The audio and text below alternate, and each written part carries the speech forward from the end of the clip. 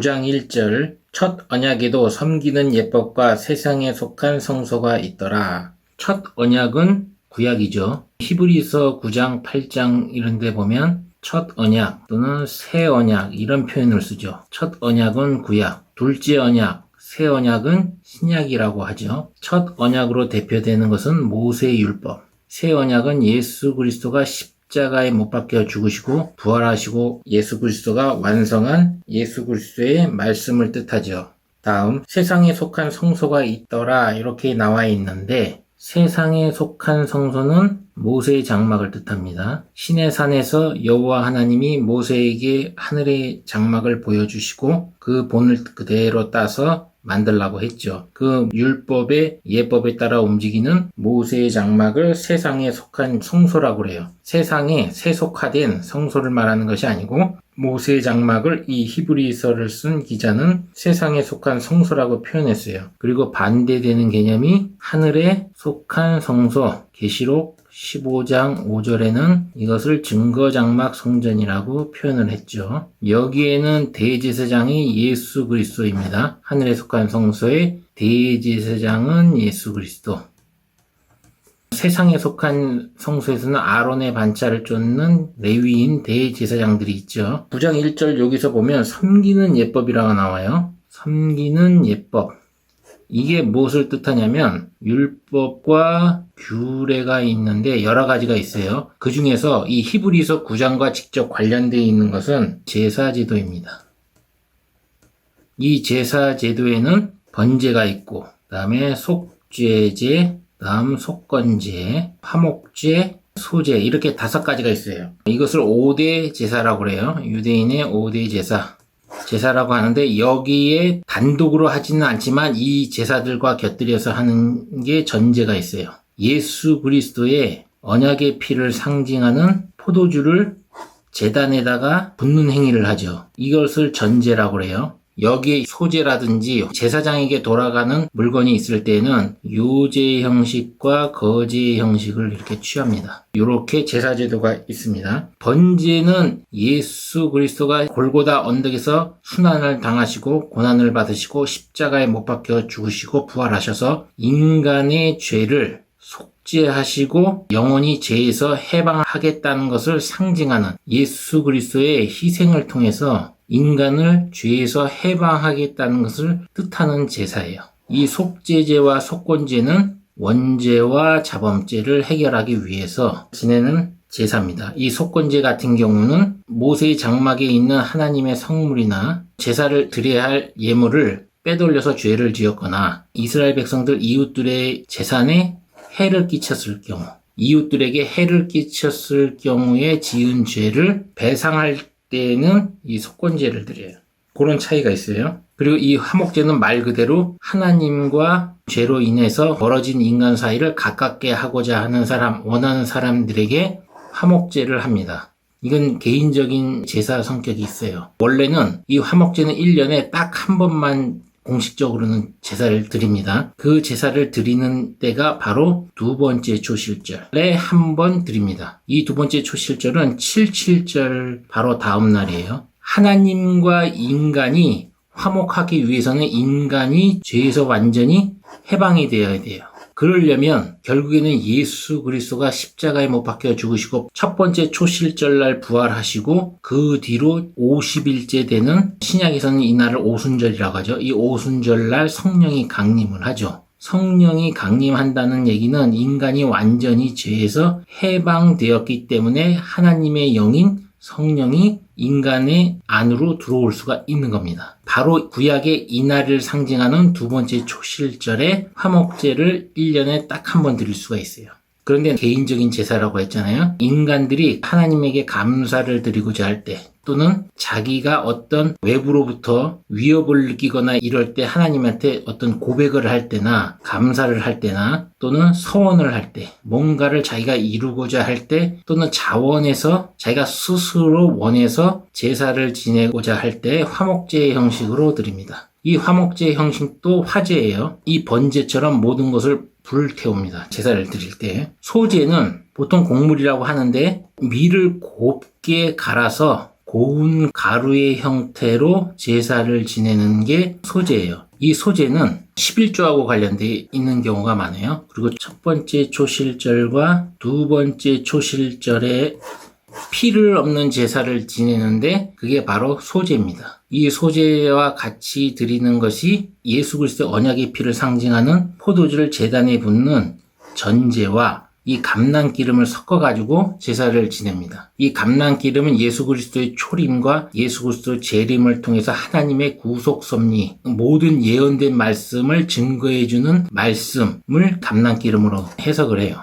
성령이라고도 얘기를 하는데 보통 이렇게 감람기름은 예수 그리스도의 초림과 재림에 대해서 모든 증거하는 말씀을 감람기름으로 해석을 합니다. 그래서 이 전제와 예수 그리스도 언약의 피를 상징하는 포도주를 제단에 붓고 기름을 같이 섞어가지고 소제를 하나님 앞에 드립니다. 이렇게 해서 구체적으로 5개의 제사가 있는데 이 중에 핵심은 번제와 속죄제와 소제예요. 이 3개가 핵심적인 거예요.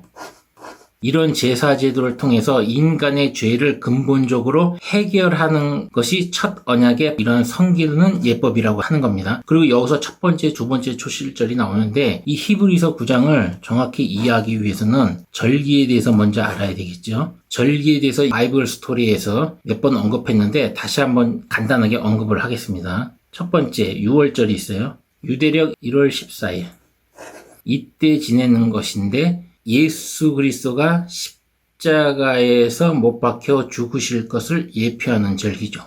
원래는 애굽에서 이스라엘 백성들이 출애굽을 할 때 마지막 10번째 재앙인 사람에게서 태어난 첫 아들과 짐승의 첫 새끼들이 전부 다 죽임을 당하죠. 그때 문설주에다가 양의 피를 문설주에 바른 이스라엘 백성들만 그 재앙에서 벗어나게 되죠. 거기서 유래된 거예요, 6월절이. 그러나 6월절의 본질은 예수 그리스도가 십자가에 못 박혀 죽으실 것을 상징하는 절기예요. 인간의 죄를 해결하기 위해서 인간의 죄를 대신 짊어지고 나무에 매달려 저주와 심판을 대신 받는 그것을 상징하는 겁니다. 6월절. 그리고 6월절 14일 그 다음인 1월 15일이 무교절이에요. 이때부터 7일간 지내는데 이 무교절은 말 그대로 누룩이 없는 빵을 먹는 절기입니다. 이 누룩이 없는 빵이라는 것은 이 누룩은 죄가 없는 상태예요. 즉 예수 그리스도가 그 전날 십자가에 못 박혀 죽으셨기 때문에 그 뒤로 7일간은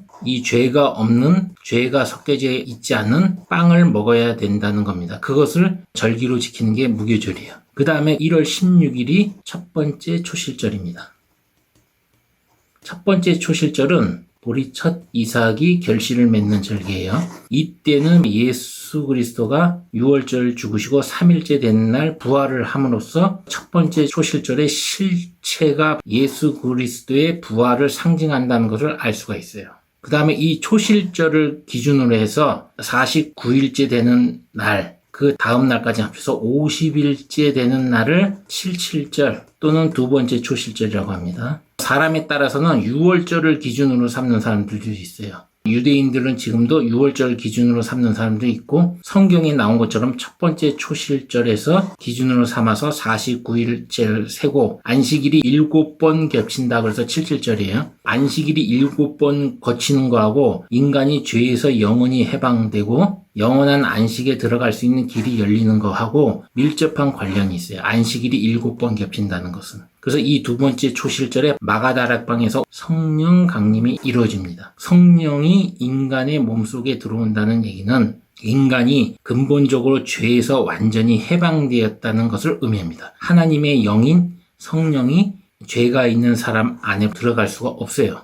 근본적으로 예수 그리스도를 믿는 자마다 죄에서 완전히 해방되었다는 것을 의미해요. 그래서 77절 두 번째 초실절은 성령 강림과 관계가 있고 이것은 성령 강림이라는 역사의 그림자라는 것을 알 수가 있습니다. 6월절, 무교절, 첫 번째 초실절, 77절, 두 번째 초실절까지 4개 혹은 5개의 절기가 설명됐어요. 그 다음에 아직 예언이 이루어지지 않은 절기가 3개가 더 있어요. 그게 바로 나팔절, 속죄절, 초막절. 나팔절, 속죄절, 초막절은 유대력 티시리월이라고 해요. 유대력 7번째 달이에요. 7번째 달에 다 들어가 있습니다. 나팔절이 7월 1일이고 속죄절이 7월 10일. 이 속죄절은 욤키푸르라고 해가지고 유대인들은 대속죄일이라고 해요.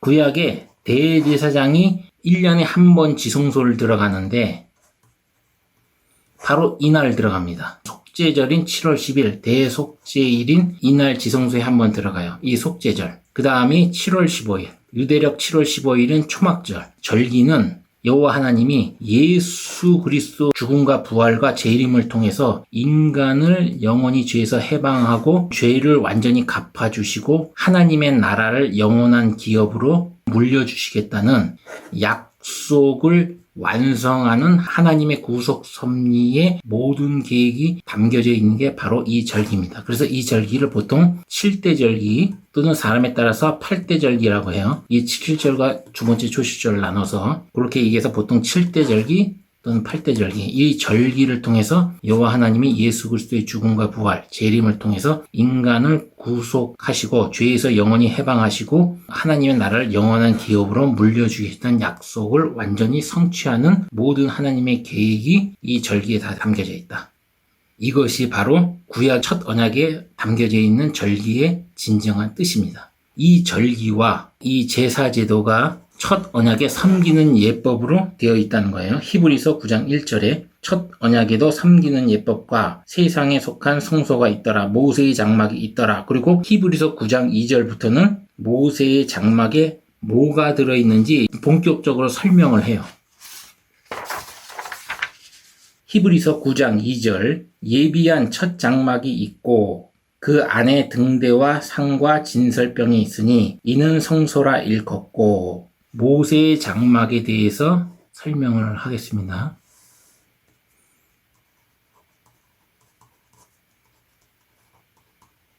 모세의 장막은 이렇게 되어 있어요. 이 안에 건물이 또 있죠. 둘로 나눠져서 성소와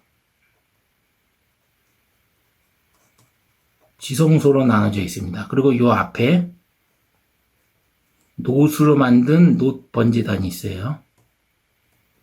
모세 장막 뜰에 놋 번제단이 있고 성소와 이 번제단 사이에 노수로 된 물두멍이 있습니다. 이쪽이 북쪽이고 여기가 남쪽이고 이쪽이 동쪽이에요. 이 성소로 들어가는 출입구는 동쪽으로 나 있죠. 이쪽이 서쪽이고 이렇게 돼 있는데 9장 2절에 보면 이 성소에 등대와 상과 진설병이 있대요. 진설병이 있더라. 이 등대는 성소로 들어간 왼쪽, 요쪽에 위치해 있습니다. 여기에 등대가 있고 이 등대는 순금으로 만들어요. 그래서 순금등대라고 하죠. 이 순금은 불순물이 없는 금으로 깨끗한 금이라는 뜻으로 정금이라고도 말을 해요.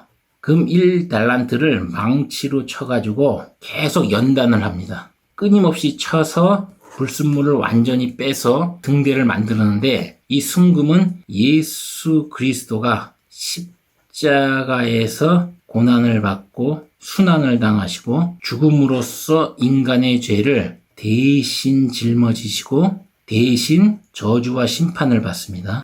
그런 과정을 통해 가지고 인간을 죄에서 해방하는 그런 길을 열립니다. 예수 그리스도가 부활을 통해 가지고 그런 길을 완전히 열죠. 그런 일련의 과정에 관해서 구약에 예언이 되어 있고 이러한 구원의 문을 연 예수 그리스도는 이러한 구원을 완성하기 위해서 재림에 오시는데 이런 초림과 재림의 과정의 모든 선지자를 통해서 또는 예수의 제자인 사도들 통해서 예언되어 있는 모든 말씀, 가르침 이런 것들을 모두 증거하는 생명의 말씀을 바로 이 순금으로 표현을 합니다. 그래서 성소에 있는 모든 성물에는 직접 이게 등대처럼 완전히 금으로 하든지 아니면 조각목이라고 그러죠. 이스라엘의 광야 지역에서만 나는 아카시아 나무과인 시띠 나무로 모든 성물을 만들고 그 성물에다가 전부 순금을 입히는 과정이 왜 그러냐면 그 순금은 예수 그리스도의 초림과 예수 그리스도의 죽음과 부활을 통해서 인간을 죄에서 해방하는 구원의 문을 여시고 그 구원을 완성하기 위해서 심판하러 오시는 재림 예수를 통해서 인간의 구원을 완성하고 하나님의 말씀을 완성하는 구약의 선지자들과 신약의 예수의 사도들의 가르침 등을 모두 증거하는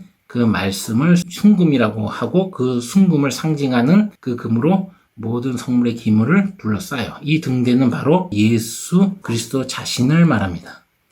빛으로 오신 예수 그리스도 자체를 말해요. 그래서 순금 등대를 이 남쪽에 배치를 합니다. 이 상은 이 진설병을 밑에다 받치는 떡상이에요. 떡상은 이 북쪽, 성소에 들어가면 오른쪽에다가 설치를 하는데 이 떡상 위에 떡을 6개씩 해가지고 두 줄로 해서 이렇게 쌓아요. 하나, 둘, 셋, 넷, 다섯, 여섯 이런 식으로. 그래서 이것은 이스라엘 백성 12지파를 상징합니다.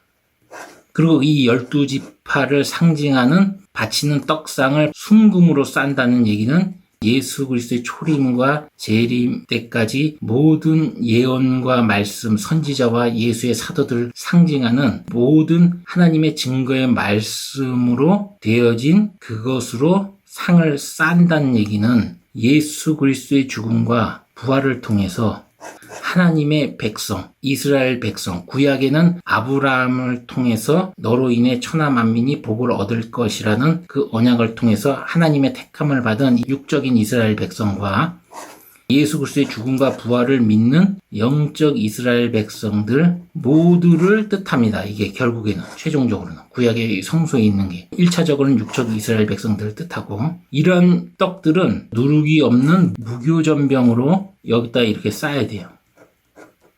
누룩이 없는 빵들은 전부 이 누룩을 해석할 때 죄로 해석합니다. 어쩔 때는 바리새인들의 누룩을 조심하라, 바리새인들의 교훈, 바리새인들이 말하는 말씀을 조심해라 이렇게 해석을 하는데 누룩이 안 들어가는 떡을 할 때 그 누룩은 죄가 없는 상태를 뜻하는 거예요. 예수 그리스도를 믿는 또는 여호와 하나님의 명령에 따라 순종한 아브라함의 후손들 이스라엘 백성들은 죄가 없는 상태에서 예수 그리스도 순금등대의 빛을 받고 여기에 진열되어 있는 것이죠. 그런 의미가 있는 거예요.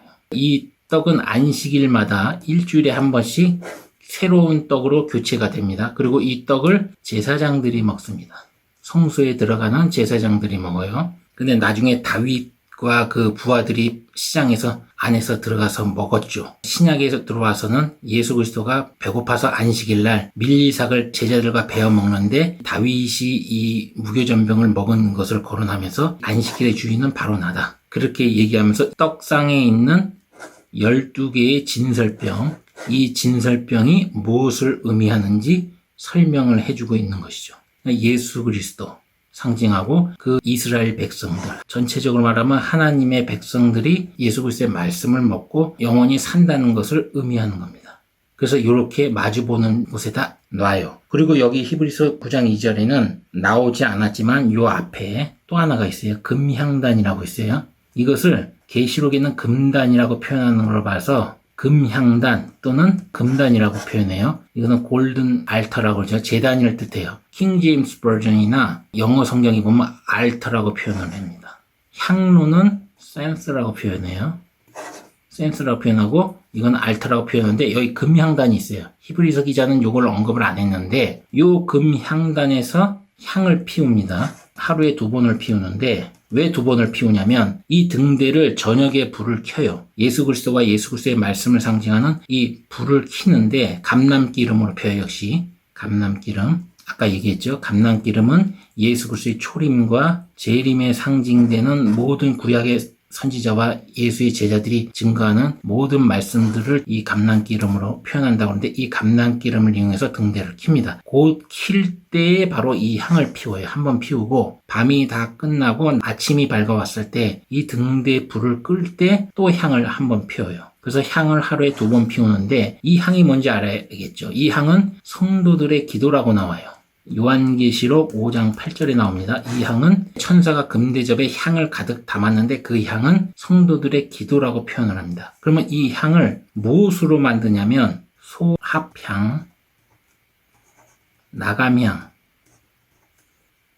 풍자향 요 3가지에다가 동수의 비율로 유향을 섞습니다. 유향. 이건 유향나무에서 나오는 수액 같은 거예요. 그 유향이고, 예수 그리스도가 아기 예수로 태어날 때에도 동방박사가 황금과 그 다음에 몰약과 유황을 예물로 가져오죠. 그 유황이에요. 이 유황에다가 이 동수의 비율을 섞어서 향을 만드는데, 이것은 무엇을 뜻하냐면 예수 그리스도의 죽음과 부활을 뜻해요. 이 유향이 부활을 뜻하고, 소합향, 나감향, 풍자향은 예수 그리스도의 죽음을 뜻합니다. 그래서 예수 그리스도의 죽음과 부활을 뜻하는 향을 성소에다 가득 피워요. 그래서 이게 지성소에 가득히 꽉 차야 하나님을 만날 수 있고, 그 향이 가득 차야 지성소 안에 들어가는 대제사장이 죽질 않아요. 이 향이 가득 차지 않으면 죽어요. 이 향들은 예수 그리스도의 죽음과 부활을 뜻하고, 이것이 성도들의 기도라는 것은 무엇을 뜻하냐면 예수 그리스도의 죽음과 부활을 아는 성도들의 기도라는 뜻입니다. 그런 기도를 하나님이 받는다는 거죠. 무조건 교인들이 기도한다고 하나님이 받는 게 아니고, 예수 그리스도의 죽음과 부활을 알고 있는 성도들의 기도를 받는다는 겁니다. 그것이 이 금향단에서 피는 겁니다. 이것이 성소에 들어가는 거예요. 금향단 옆에는 금향로가 있어요. 이 금향로는 욤키푸르라고 하죠. 속죄절인 대속죄일 유대력 7월 10일에 대제사장이 이 지성소로 들어갈 때 이 금향로도 들고 가요. 이 금향로의 불은 높본제단에 있는 숯불을 이 안에 넣고 향을 아까 만든 요 향로를 가지고 들어갑니다. 이 금향로로 향을 그 언약궤가 안 보일 정도로 향을 피우고 나서 지성소에 있는 속죄소에다가 가지고 들어간 양의 피를 뿌려요.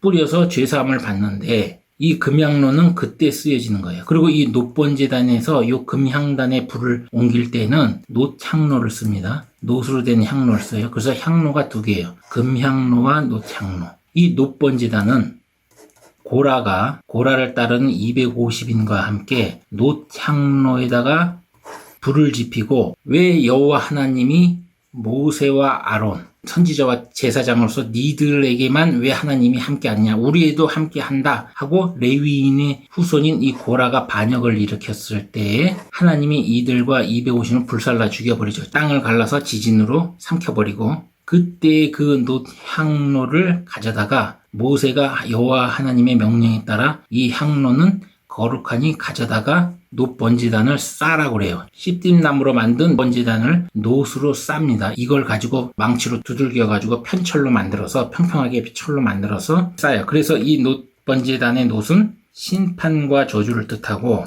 이것은 인간의 죄를 짊어진 예수 그리스도가 나무에 매달리는 저주와 심판을 받아서 죽임을 당한다는 것을 뜻해요. 이 놋번제단에서는 제물을 불살른다는 것은 예수 그리스도의 희생으로 말미암아 죄를 완전히 없애버린다, 멸해버린다, 이런 뜻이 있는 겁니다. 완전히 불살르는 것을 번제의 형식으로 드리는 이유가 그래서 그런 거예요. 예수 그리스도가 십자가 못 박혀 죽으시고 부활하셔서 죄를 완전히 없애버린다. 인간의 죄를 짊어져서 저주와 심판을 받고 나무에 매달려서, 바이블 스토리에서 모세의 노뱀과 예수 얘기할 때 좀 더 구체적으로 얘기했어요. 그 번제단에서 그 심판과 저주를 받고 십자가에 피 흘려 죽으시고 부활하심으로써 인간의 죄를 없애는 그 숯불을 갖다가 요 놋향로를 갖다가 금향단에 붙이고, 그리고 이 금향단에서 불을 땡겨서 다시 금향로에다 넣고 대제사장이 대속죄일날 지성소로 들어가는 구조예요. 히브리서 기자는 그것을 얘기하는 거예요. 근데 성소의 금향단 얘기는 빠진 겁니다. 그리고 이 놋번제단이나 금단이라고 읽히는 금향단에는 네 모퉁이에 뿔이 달려 있어요. 이게 뿔은 무엇을 뜻하냐면 권세 또는 세력, 나라, 왕, 이런 걸 뜻해요. 뿔이라는 것은. 놋번제단의 뿔은 예수 그리스도가 죄를 멸하는, 죄를 사하는 권세가 있다, 그것을 뜻합니다. 죄를 사하는 권세가 있다는 것을 뜻하는 거예요. 놋번제단의 뿔은.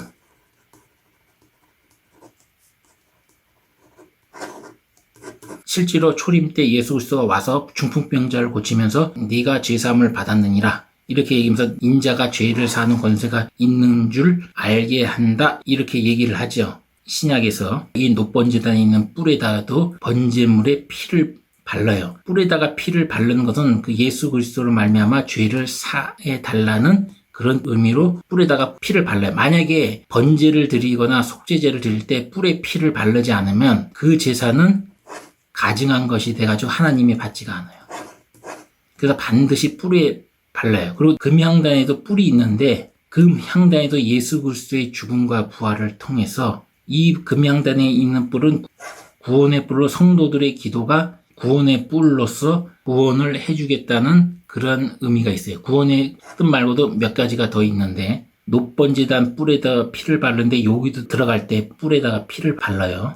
어쨌든 이런 성소가 이런 구조로 되어 있고 3절 또 둘째 휘장 뒤에 있는 장막을 지성소라 일컫나니 금향로와 사면을 금으로 싼 언약궤가 있고 그 안에 만나를 담은 금 항아리와 아론의 쌍난 지팡이와 언약의 비석들이 있고 그 위에 속죄소를 덮는 영광의 그룹들이 있으니 이것들에 관하여 이제 낱낱이 말할 수 없노라. 내용이 많아요. 이 지성소 안에는 가운데 언약궤가 있고 이 안에 만나를 담는 금 항아리와 아론의 쌍난 지팡이와 하나님이 십계명을 준 모세의 증거의 돌판, 여기선 비석이라고 표현했는데 이 비석이 들어있어요. 십계명의 돌판이 들어있다고 얘기했어요. 열왕기상에 보면 그 언약궤를 안에 봤더니 이 모세의 돌판 외에는 아무것도 없더라. 이런 식으로 나오죠. 그래서 이것을 히브리서 기자가 영적으로 해석한 것이 아니냐, 또는 이 언약궤 옆에 만나를 담은 금 항아리와 아론의 쌍난 지팡이가 있지 않느냐, 이런 식으로 해석이 분분해요. 어쨌든 간에 이 히브리서 기자는 이 언약궤 안에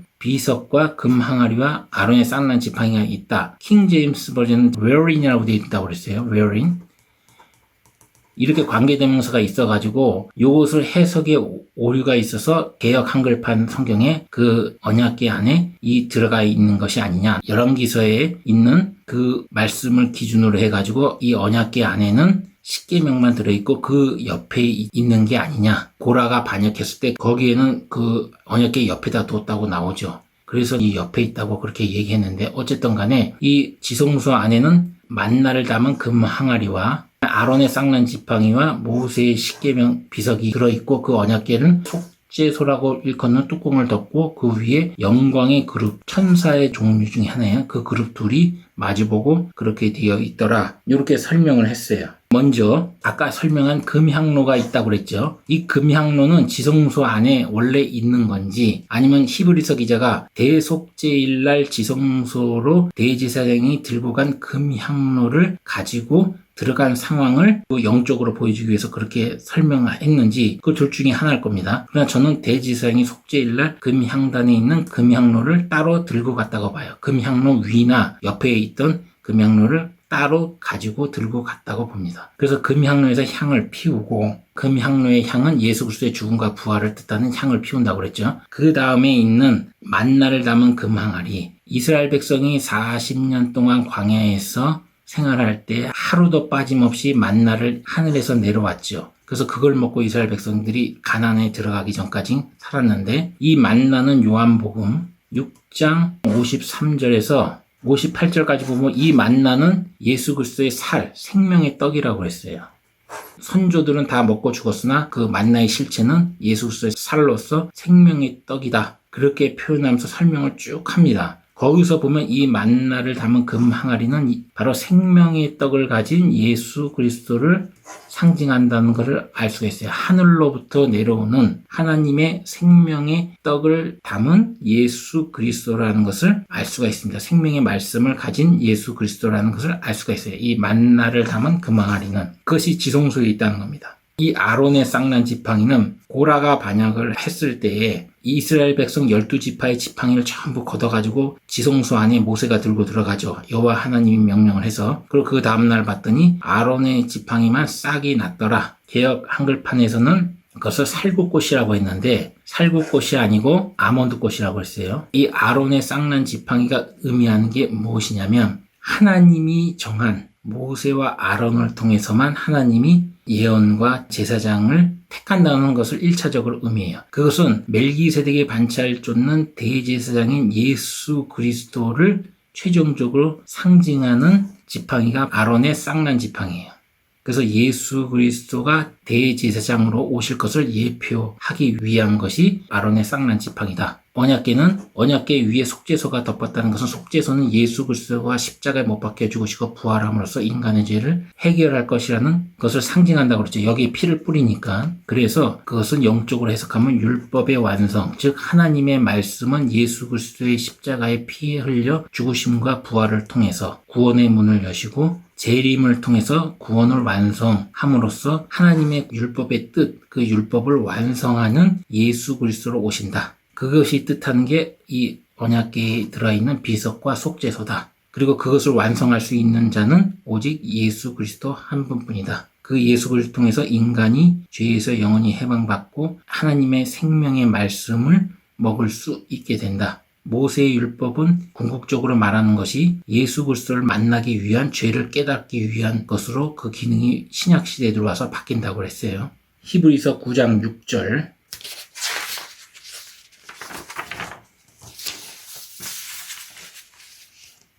이 모든 것을 이같이 예비하였으니 제사장들이 항상 첫 장막에 들어가 섬기는 예를 행하고 오직 둘째 장막은 대제사장이 홀로 1년 1차씩 들어가되 피 없이는 아니하나니 이 피는 자기와 백성의 허물을 위하여 드리는 것이라. 첫 장막에는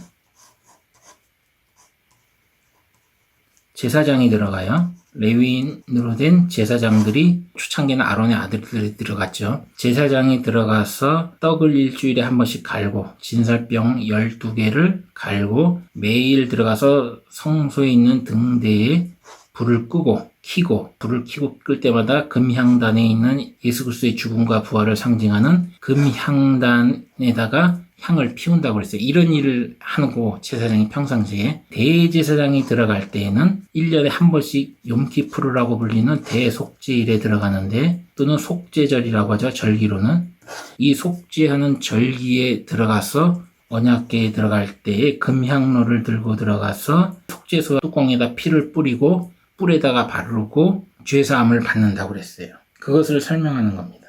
아까 설명할 때 빼먹었는데 영광의 그룹이라고 나와 있죠. 5절에 그룹. 이 그룹은 천사의 종류 중 하나예요. 성경에서는 스랍과 그룹만 나와요. 그리고 천사 이름으로는 미가엘과 가브리엘 이렇게만 나옵니다. 성경 66권에 나오는 것은 스랍과 그룹, 미가엘과 가브리엘 이렇게 나옵니다. 스랍은 날개가 6개가 달렸고 그룹은 4개가 달려있어요. 날개가 4개가 달려있습니다. 다른 종류의 천사들이고 이 그룹을 본 사람은 에스겔이 받고 스랍은 이사야 선지자와 요한계시록을 만든 사도 요한이 받습니다. 이 그룹은 얼굴이 4개의 얼굴을 가지고 있어요. 한 천사당. 앞쪽은 인간의 얼굴을 하고 있고 오른쪽에는 사자, 인간 뒤쪽 맞은편의 끝 뒤쪽은 독수리, 서쪽은 소죠. 이 그룹 천사 한 존재당 이런 4개의 얼굴을 가지고 있고 스랍은 인간의 형상을 가진 얼굴을 가지고 있는 스랍도 있고 사자의 얼굴을 가진 스랍도 있고 독수리 얼굴을 가지고 있는 스랍도 있고 소를 가지고 있는 스랍도 가지고 이렇게 묘사가 돼요. 성경에서는. 그리고 성경 외적인 천사론에서는 이 디오시니우스라는 시리아 지역에서 살던 신학자가 5세기경에 말한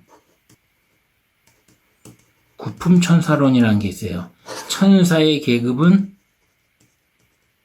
총 9등급의 천사가 있다. 아마 이 사람은 9개 등급의 천사로 있다고 얘기했을 때 아마 외경으로 알려진 에녹서라든지 여러 가지 문헌을 참고했을 겁니다. 그런데 이 사람 디오시니우스 이름에 위라는 말이 붙어요. 거지 뒤자가 붙어가지고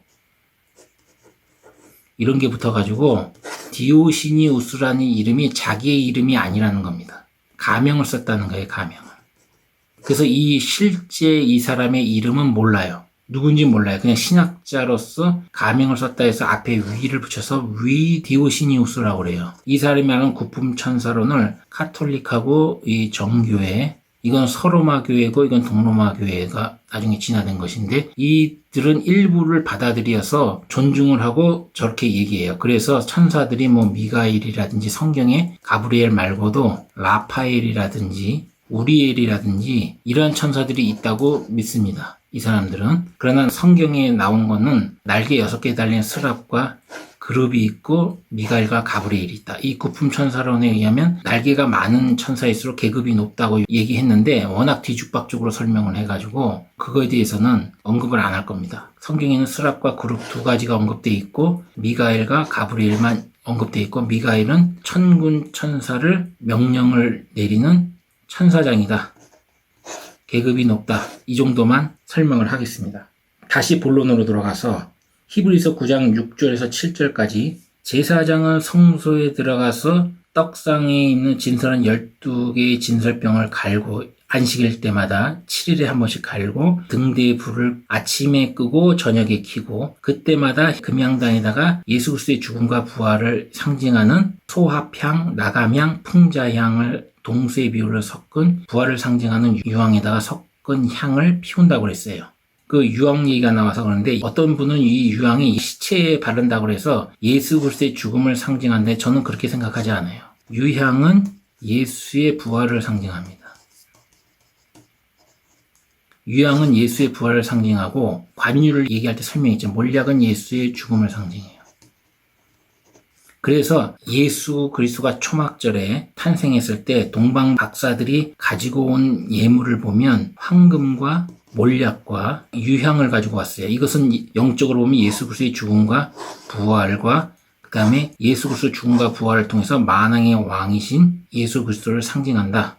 이렇게 얘기했어요. 아까 금은 얘기죠. 황금, 정금 이런 것들은 예수 그리스도의 초림과 재림의 역사를 통해서 하나님의 선지자들과 예수의 사도들이 말하고 예언한 모든 증거의 말씀을 순금 그걸로 표현한 뜻이에요. 그런 황금을 예물로 가져왔다. 실제로 동방박사들이 이런 걸 의미하고 가져왔는지는 몰라요. 성경에 기록되어 있지 않은데 영적으로 보면 이 황금과 몰약과 유황은 이런 뜻이 있다. 예수 그리스도의 죽음, 예수 그리스도의 부활, 예수 그리스도의 죽음과 부활을 통해서 예수 그리스도는 만왕의 왕, 만유의 주가 됐다. 이렇게 해석을 할 수 있다는 것. 여기서 유황은 예수 그리스도의 부활을 상징한다. 향을 피울 때. 그렇게 얘기했고 제사장은 지성소에 못 들어가지만 대제사장은 1년에 한 번 딱 들어가는데 모든 이스라엘 백성들의 죄를 사함을 받기 위해서 죄를 속죄함을 받기 위해서 아사셀의 염소할 때 얘기했죠. 염소의 피, 양의 피를 가지고 들어간다고 그랬어요.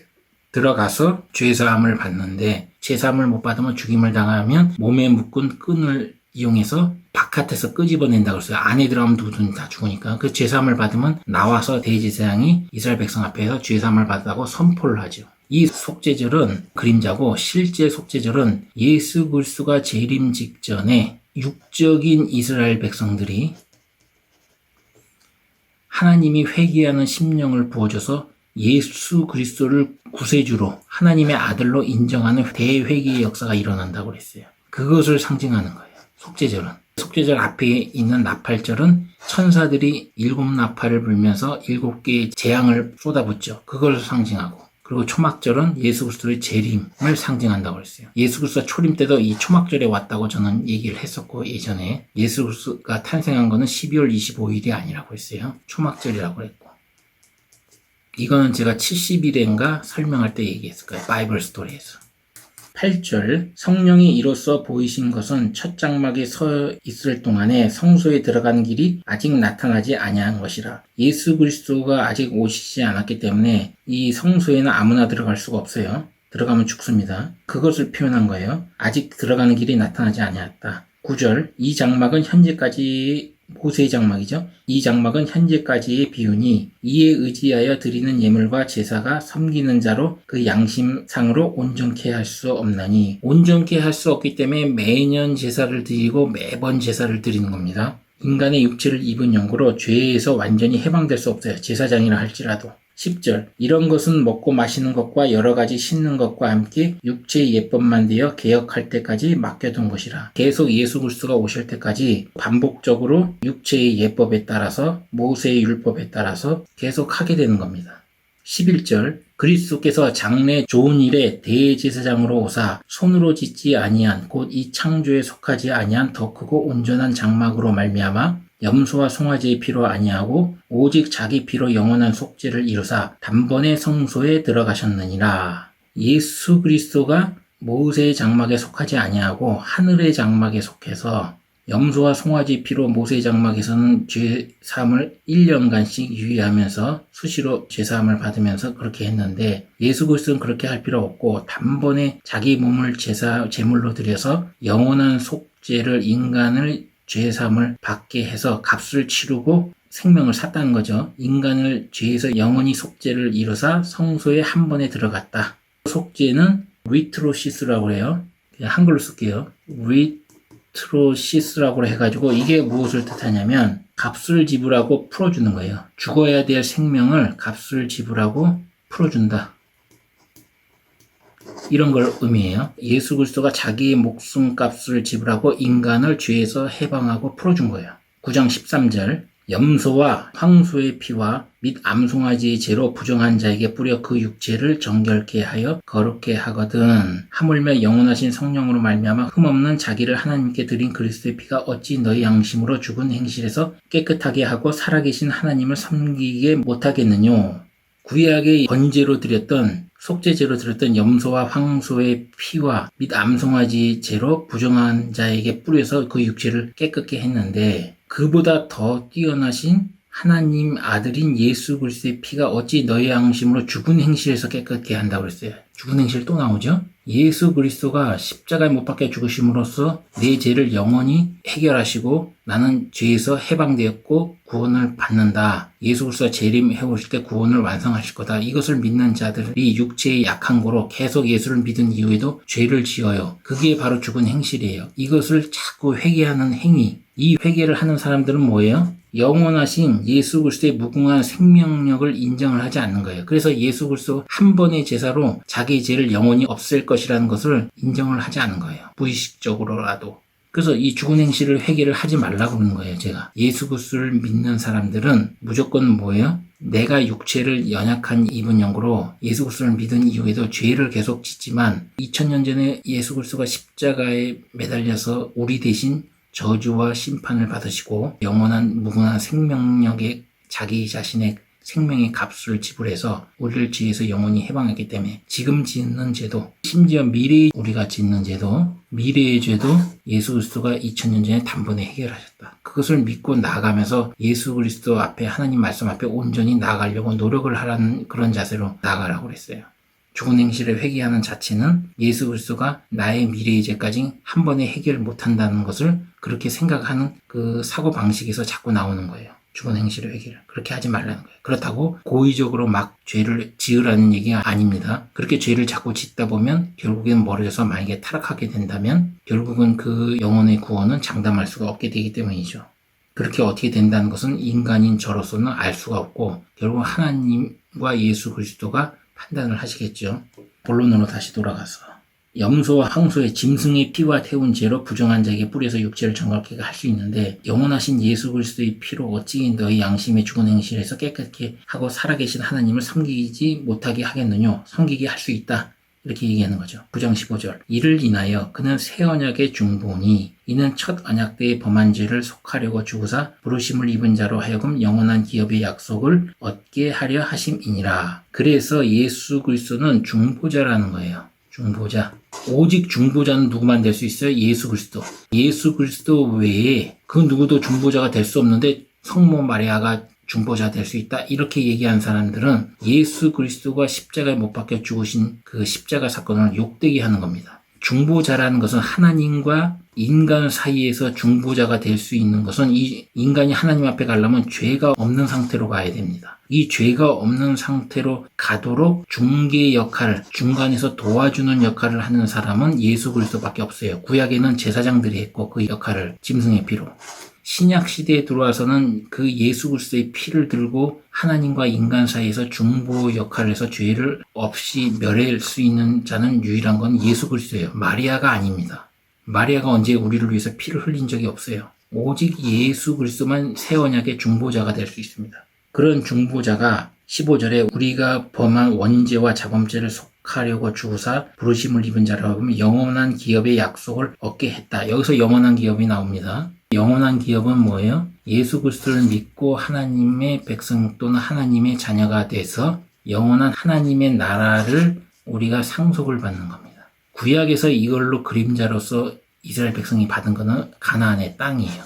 가나안의 땅이지만 이들이 범죄함으로써 뺏기죠, 나중에는. 그러나 우리도 마찬가지예요. 하나님의 나라를 받는데, 유업으로, 기업으로 받는데 우리가 범죄하고 타락하면 하나님의 나라를 빼앗길 수밖에 없어요. 그 하나님의 나라를 주겠다고 그 약속을 했는데, 그것이 바로 영원한 기업의 약속을 얻게 한다. 예수 그리스도의 죽음과 부활을 믿는 자들마다. 그런 얘기입니다. 16절, 유언한 자가 죽어야 되나니 유언은 그 사람이 죽은 후에야 경고한즉 유언한 자가 살아있을 때는 언제든지 효력이 없느니라. 새 언약의 효력을 보기 위해서는 예수 그리스도가 십자가에 못 박혀 죽으셔야 효력이 있는 거예요. 죽지 않으면 우리 인간의 죄를 해방할 수 있는 길이 없기 때문에 그렇죠. 예수 그리스도가 새 언약 때에 새 언약의 효력을 위해서는 반드시 죽어야 된다. 그것을 히브리서 기자가 히브리서 9장 16절에서 17절까지 두 구절을 통해서 설명을 해주고 있고, 18절, 이러므로 첫 언약도 피 없이 세운 것이 아니니, 구약의 대표적인 게 모세 율법인데 그런 모세 율법조차도 피 없이 세운 것이 아니니 그걸 설명하는 거예요. 19절, 모세가 율법대로 모든 계명을 온 백성에게 말한 후에 송아지와 염소의 피와 물과 붉은 양털과 우슬초를 취하여 그 책과 온 백성에게 뿌려 이르되 이는 하나님이 너에게 명하신 언약의 피라 하고, 21절, 또한 이와 같이 피로써 장막과 섬기는 일에 쓰는 모든 그릇에 뿌렸느니라. 22절, 율법을 쫓아 거의 모든 물건이 피로써 정결케 되나니 피 흘림이 없은즉 사함이 없느니라. 모세의 율법도 하나님의 계명을 말한 후에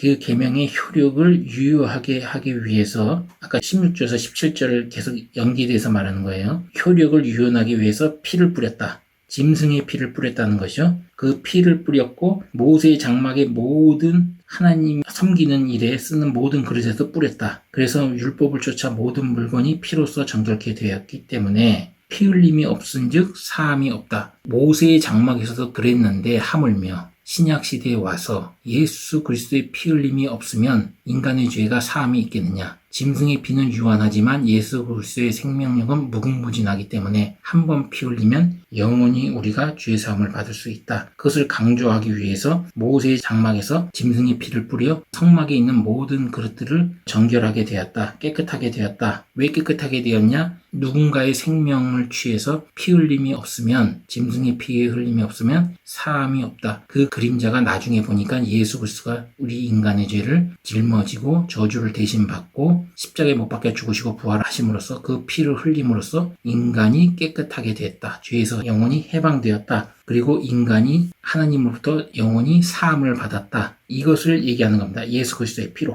9장 23절, 그러므로 하늘에 있는 것의 모형은 모세의 장막이죠. 이런 것들로서 짐승의 피로서 정결케 할 필요가 있었으나 하늘에 있는 그것들은 증거장막 성전들은 이런 것들은 더 좋은 제물로 할지라. 그 더 좋은 제물이 바로 예수 그리스도의 피라는 거예요. 24절, 그리스도께서는 참 것의 그림자인 손으로 만든 성소에 들어가지 아니하시고 모세의 장막에 들어가지 아니하시고 오직 참 하늘에 들어가사 증거장막 성전에 들어가서 이제 우리를 위하여 하나님 앞에 나타나시고 대제사장이 해마다 다른 것의 피로서 성소에 들어가는 것 같이 자주 자기를 드리려고 아니하실지니 그리하면 그가 세상이 창조할 때부터 자주 고난을 받았어야 할 것이로되 이제는 자기를 단번에 제사로 드려 죄를 없게 하시려고 세상 끝에 나타나셨느니라. 여기서 세상 끝은 초림이죠.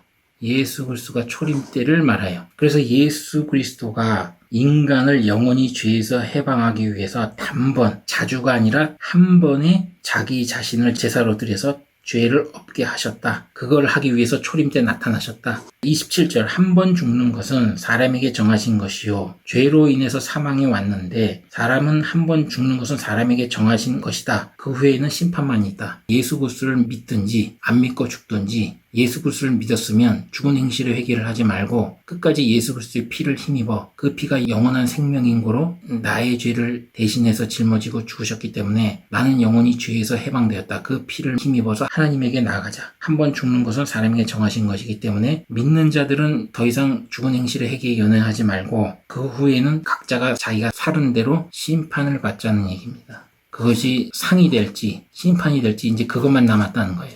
자꾸 죽은 행실로 회개하지 말라 이거예요. 단번에 모든 것을 예수 그리스도가 십자가 사건에 끝났다. 짐승의 피와 같지 않다. 예수 그리스도의 생명력은 영원하고 무궁무진하기 때문에 한 번으로 족하다. 인간의 죄를 영원히 해방하기 위해서는 2000년 전 십자가 못 박혀 죽으신 그 사건 한 번이면 족하다. 히브리서 9장 28절 이와 같이 그리스도도 많은 사람의 죄를 담당하시려고 단번에 들이신 바 되셨고 구원에 이르게 하기 위하여 죄와 상관없이 자기를 바라는 자들에게 두 번째 나타나시리라. 이러면서 히브리서 9장이 끝납니다. 예수 그리스도가 많은 사람의 죄를 여기서는 모든 사람의 죄라고 표현 안 한 것이 주목해봐야 돼요. 많은 사람의 죄를 예수 그리스도를 믿는 자들이겠죠. 믿지 아니한 자들에게는 효력이 없어요. 예수 그리스도가 자기의 죄를 짊어지고 십자가에 못 박혀 죽으셔서 내 죄를 해방하고 나는 구원을 받았다는 것을 믿지 않는 자들은 여기에 효력이 없겠죠. 그래서 이런 많은 사람의 죄라고 표현한 것 같아요. 그리스도도 많은 사람의 죄를 담당하시려고 단번에 들이신 바 되셨고 구원에 이르게 하기 위해서 예수 믿고 구원을 받았다 완성이 아니에요. 구원의 문이 열린 거예요. 제가 자꾸 구원의 문이 열렸다는 것은 구원의 완성은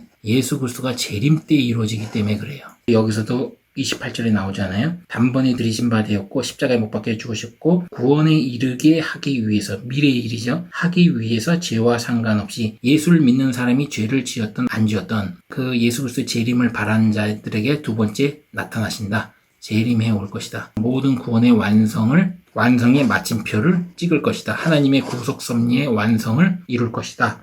히브리서 9장은 모세의 장막과 하늘에 속한 장막, 즉 증거 장막 성전과 짐승의 피와 예수 그리스도의 피 이 네 가지 주제로 얘기한 거예요. 과거에 첫 언약 때에는 섬기는 예법과 많은 복잡한 절차들이 있었지만 제사제도라든지 번제, 속죄제, 속건제, 화목제, 소제, 전제, 요제, 거제 이런 제사제도라든지 유월절, 무교절, 첫 번째 초실절, 칠칠절, 두 번째 초실절, 나팔절, 속죄절, 그다음에 초막절까지 하나님의 구속 섭리가 담긴 그 절기의 플랜 속 가운데서 짐승의 피로 1년에 한 번씩 죄를 유예해가면서 그 한정적인 죄사함을 받으면서 왔었지만 영원하신 무궁무진한 생명력을 가진 하나님의 아들인 예수 그리스도가 십자가에 못 박혀 죽으심으로써 인간이 영원히 죄에서 속죄함 받았다. 더 이상 죽은 행실을 회개를 하지 말고 그 예수 그리스도의 무궁무진한 생명력을 가진 그 예수 그리스도의 희생의 피를 바라보고 앞으로 나아가자. 사람이 죽는 것은 이미 정해진 일이고 예수 그리스도를 믿는 자들 그리고 구원을 완성하기 위해서 예수 그리스도는 그 사람이 죄를 짓든 말든 죄와 상관없이 바라는 자들에게 두 번째 재림에 오셔서 하나님의 구속 섭리와 구원을 완성하고 모세의 율법에서 말한 최종적인 하나님의 말씀의 완성을 마침표를 찍을 것이다. 이렇게 정리하겠습니다. 이상입니다.